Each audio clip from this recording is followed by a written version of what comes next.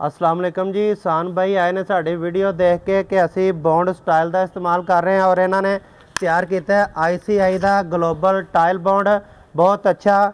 और ये अपना रिव्यू करके दिखा रहे हैं। सान भाई तुसी दिखाओ जरा, क्वालिटी चेक कराओ हाँ जरा जी। लो भाई ना चेक करो। लो जनाब, मेरी टाइल की ग्रिप देखो, बॉन्ड की देखो कैसी ग्रिप है। और इस तरह ही असी स्टाइल का बॉन्ड भी लगा रहे हैं और ये ICI का भी है जनाब, मेरी चेक कर सकते हो तुम, ठीक है। और सान भाई हरा ने कड़ा ना फुल ताकत के नाल बॉन्ड तैयार किया है जी। लो जी, चेक करो भाई ना जी। ए चेक कराओ जी, इनकी चिपकिंग चेक कराओ जी, चिपकिंग चेक कराओ जनाब मेरी। सान भाई जी जी तुसी अपना नंबर दसो, अगर कोई बंदा डायरेक्ट रबता करना चाहे तो अपना नंबर दस दो जी।